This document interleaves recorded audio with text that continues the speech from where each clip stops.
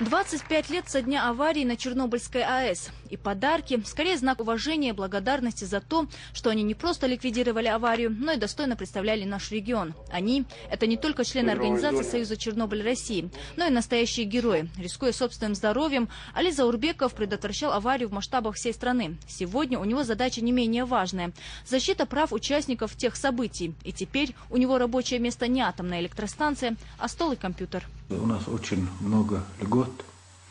И для того, чтобы наши ликвидаторы, жители нашей республики в полной мере получили свои льготы, мы, создали эту организацию и работаем совместно с другими министерствами, ведомствами, которые в той или иной степени затронуты для решения задач, которые поставлены правительством Российской Федерации.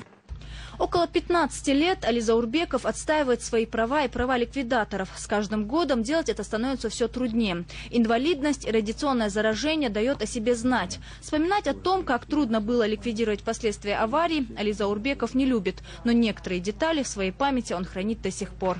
Вели нас по Игналинской атомной электростанции, показывали, где и что, какой реактор взорвался, какие работы, что нам надо делать.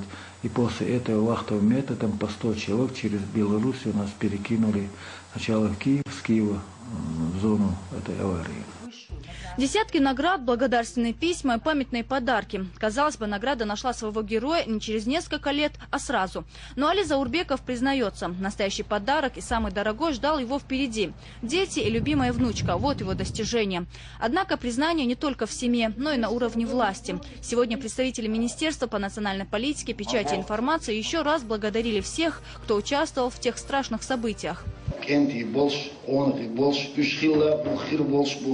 Am 3 yıllar bağımdılış lehtiştu şu tabansilarım bu şu diyez şu yaşa üç baş dindo mega olka omna işa itsuren akhilyo şu sigeda hajin khilyo paç halqiyatsa şu ditdela bo Багдад.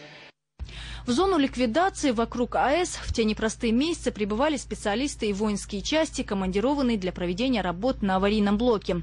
Ликвидаторы работали в опасной зоне посменно. Те, кто набрал максимальную допустимую дозу радиации, уезжали, а на их место приезжали другие. Основная часть работ была выполнена в первые 2 года после аварии.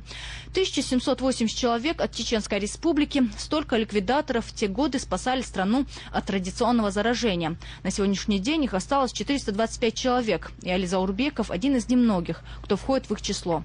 Зура Саламова, Юсуп Салажиев, Ильяс Якубов, Джамал Хаджалиев. Новости.